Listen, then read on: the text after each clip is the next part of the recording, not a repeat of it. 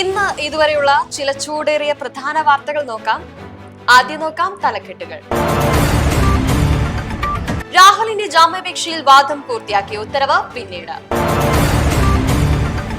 ഭൂമി സ്വന്തമാക്കുവാനായി മാനസിക വെല്ലുവിളി നേരിടുന്ന അമ്മയെ മകൻ കൊലപ്പെടുത്തി. എറണാകുളം നെടുമ്പാശ്ശേരിയിലാണ് സംഭവം. സംസ്ഥാനത്ത് മഴയ്ക്ക് സാധ്യത, ഇടുക്കിയിൽ ഓറഞ്ച് അലർട്ട്. പാലക്കാട് മാധ്യമപ്രവർത്തകർക്ക് നേരെ കോൺഗ്രസ് പ്രവർത്തകരുടെ കയ്യേറ്റം.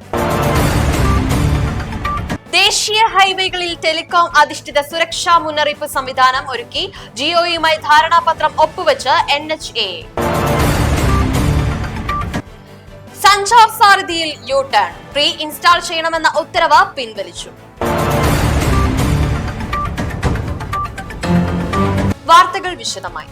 കോൺഗ്രസ് നേതാവ് രാഹുൽ മാങ്കൂട്ടത്തിന്റെ ജാമ്യാപേക്ഷയിൽ കോടതിയിൽ നടന്ന വാദം പൂർത്തിയായി. ഈ കേസുമായി ബന്ധപ്പെട്ട വിശദമായ വാദങ്ങളാണ് കോടതിയിൽ നടന്നത്. വാദങ്ങൾ പൂർത്തിയായതിനെ തുടർന്ന് ജാമ്യം അനുവദിക്കുന്ന കാര്യത്തിൽ വിധി പറയുവാനായി കോടതി കേസ് മാറ്റിവെച്ചു. അടുത്ത ദിവസങ്ങളിൽ തന്നെ കോടതിയുടെ ഉത്തരവ് പുറത്തുവരുമെന്നാണ് പ്രതീക്ഷിക്കുന്നത്. അതുവരെ രാഹുൽ മാങ്കൂട്ടത്തിന്റെ ജാമ്യത്തിൽ അനിശ്ചിതത്വം തുടരും. രാഹുൽ മാങ്കൂട്ടത്തിന്റെ മുൻകൂർ ജാമ്യാപേക്ഷ ഏകദേശം 1 മണിക്കൂറാണ് വാദം കേട്ടത്. ഇൻ ക്യാമറ പ്രൊസീഡിംഗ്സ് ആയിരുന്നു ഇത്. അതായത് അടച്ചിട്ട റൂമിൽ കോടതി വാദം കേൾക്കണം എന്നായിരുന്നു. അത് അംഗീകരിക്കുകയായിരുന്നു. കാരണം രാഹുൽ അയച്ച തികച്ചും പ്രൈവസി കത്ത് സൂക്ഷിക്കേണ്ട മെസ്സേജുകളും ഒപ്പം അതിജീവിതയുടെ സ്വകാര്യതയും മുൻനിർത്തിയാണ് അത് അംഗീകരിച്ചത്. പ്രതിഭാഗം ഉന്നയിച്ച പ്രധാന വിഷയം അതിജീവിത വിവാഹിതയാണ്. ഒപ്പം 4 ദിവസം മാത്രമാണ് ആദ്യത്തെ വിവാഹബന്ധം നീണ്ടതെന്നും ഇതിൽ പ്രധാനമായും പറയുന്നു. അതേസമയം തന്നെ പ്രോസിക്യൂഷൻ ഈ വിഷയവുമായി ബന്ധപ്പെട്ടുകൊണ്ട് വളരെ പ്രധാന കാര്യങ്ങളാണ് മുന്നോട്ട് വെക്കുന്നത്. അതായത് 7 ദിവസമായി രാഹുൽ ഒളിവിലാണ്. പോലീസ് ഊർജിതമായി തിരച്ചിൽ നടത്തുകയാണ്. ഈ ഒരു കാര്യമാണ് പ്രധാനമായും പ്രോസിക്യൂഷൻ ചൂണ്ടിക്കാണിച്ചത്. അതോടൊപ്പം തന്നെ അതിജീവിതയ്ക്കെതിരായ അവർ നടത്തിയ നീക്കത്തെയും ചൂണ്ടിക്കാണിച്ചു എന്നുള്ളതാണ് പ്രധാന കാര്യങ്ങൾ.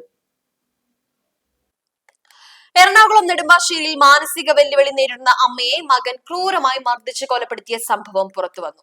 അമ്മയുടെ പേരിലുള്ള 1.5 ഏക്കർ ഭൂമി സ്വന്തമാക്കുവാനായിരുന്നു മകനായ ബിനുവിന്റെ ഈ കൊലപാതകം. ഇയാൾ നിലവിൽ പോലീസ് കസ്റ്റഡിയിലാണ്. കഴിഞ്ഞ 30-ാം തീയതിയാണ് അനിതയെ വീട്ടിൽ കുഴഞ്ഞു വീണ നിലയിൽ കണ്ടെത്തിയത്. അവിടെ നിന്ന് ആലുവ താലൂക്ക് ആശുപത്രിയിൽ പ്രവേശിപ്പിക്കുകയായിരുന്നു.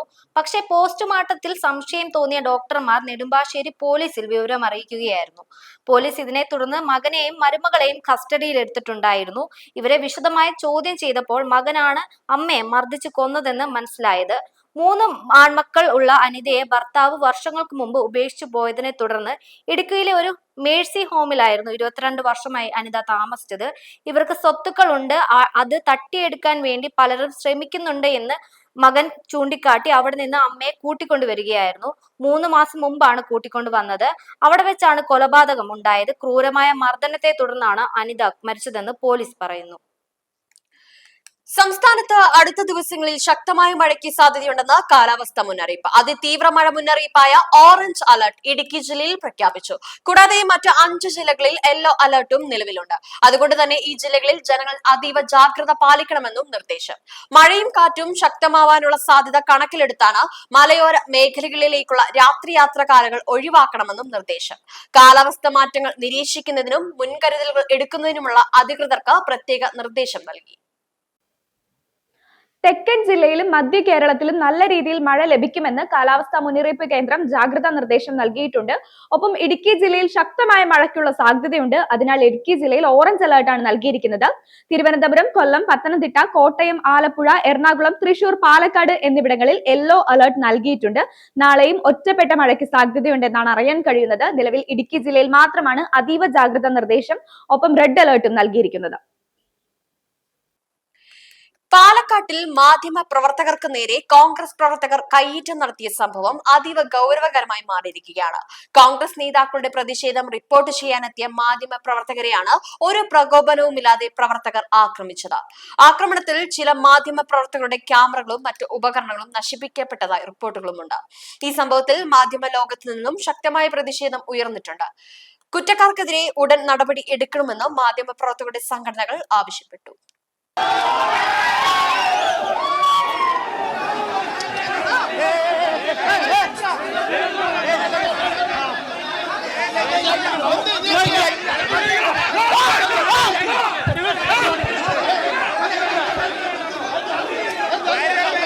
രാഹുൽ മാങ്കൂട്ടത്തിൽ MLA-ക്കെതിരായ പുതിയ വെളിപ്പെടുത്തലുകളുടെ പശ്ചാത്തലത്തിൽ രമേശ് ചെന്നിത്തലയുടെ പ്രതികരണം എടുക്കുന്നതിനിടെയാണ് മാധ്യമപ്രവർത്തകർക്ക് നേരെ കയ്യേറ്റ ശ്രമം ഉണ്ടായത്. കോൺഗ്രസ് പ്രവർത്തകരാണ് കയ്യേറ്റത്തിന് ശ്രമിച്ചത്.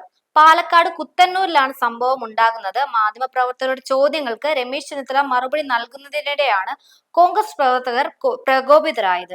ശബരിമല സ്വർണ്ണക്കടത്തുമായി ബന്ധപ്പെട്ട വിവരങ്ങൾ ചോദിക്കൂ എന്ന് പറഞ്ഞാണ് കോൺഗ്രസ് പ്രവർത്തകർ ചെന്നിത്തലയെ വളഞ്ഞത്. ഇടപെടരുത്, താൻ മറുപടി പറയുകയാണ് എന്ന് ചെന്നിത്തല പറഞ്ഞിട്ടും കോൺഗ്രസ് പ്രവർത്തകർ പിന്മാറിയില്ല. ചെന്നിത്തല പ്രതികരണത്തിന് ശേഷം പോയിട്ടും കോൺഗ്രസ് പ്രവർത്തകർ മാധ്യമപ്രവർത്തകരോട് തട്ടിക്കയറുന്നത് തുടർന്നു.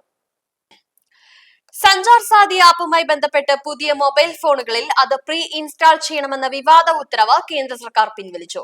കേന്ദ്രത്തിന്റെ ഈ തീരുമാനത്തെ U-turn എന്നാണ് മാധ്യമങ്ങൾ വിശേഷിപ്പിക്കുന്നത്. ഉപയോക്താക്കളുടെ സ്വകാര്യതയെക്കുറിച്ചും ഡാറ്റ സുരക്ഷതയെക്കുറിച്ചുമുള്ള ആശങ്കകൾ ഈ ഉത്തരവിനെതിരെ ശക്തമായ വിമർശനങ്ങൾക്ക് വഴിവെച്ചിരുന്നു. വിവിധ ഫോണുകളിൽ നിന്നുള്ള കടുത്ത എതിർപ്പുകൾ പരിഗണിച്ചാണ് കേന്ദ്രം ഇപ്പോൾ ഈ നിർണായക ഉത്തരവ് പിൻവലിച്ചിരിക്കുന്നത്. ഈ നീക്കം പുതിയ മൊബൈൽ ഉപയോക്താക്കൾക്ക് താൽക്കാലികമായി ആശ്വാസം നൽകും. ഇന്ന് 3 മണിക്കാണ് കേന്ദ്ര സർക്കാർ ഇപ്പോൾ പുതിയ ഉത്തരവ് സഞ്ചാർ സാധി അടിസ്ഥാനപ്പെടുത്തി നിലവിൽ ഇറക്കിയിരിക്കുന്നത്. നേരത്തെ മുൻകൂട്ടി പറഞ്ഞിരുന്ന കാര്യം, കടകളിൽ ഇറക്കാനിരിക്കുന്നതും ഒപ്പം പുറത്തിറക്കിയതുമായ ഫോണുകളിലെല്ലാം തന്നെ സഞ്ചാർ സാധി ആപ്പ് ഓൾറെഡി ഇൻസ്റ്റാൾ ചെയ്തിരിക്കണം, അൺഇൻസ്റ്റാൾ ചെയ്യാൻ കഴിയാത്ത വിധത്തിൽ അത് ഇൻസ്റ്റാൾ ചെയ്തിരിക്കണം എന്ന കാര്യമായിരുന്നു ആദ്യം പറഞ്ഞിരുന്നത്.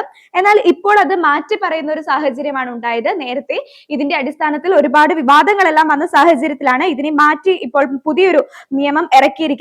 താല്പര്യമുള്ളവർ മാത്രം ഇത് ഇൻസ്റ്റാൾ ചെയ്താൽ മതി എന്ന കാര്യമാണ് ഇപ്പോൾ അറിയിച്ചിരിക്കുന്നത്.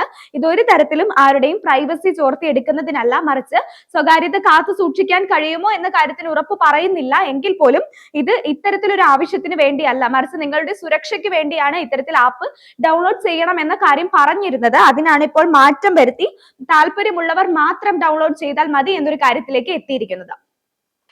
ഇതുവരെയുള്ള പ്രധാന വാർത്തകൾ കഴിഞ്ഞു. പുതിയ വാർത്താവിശേഷങ്ങളുമായി വീണ്ടും കാണാം.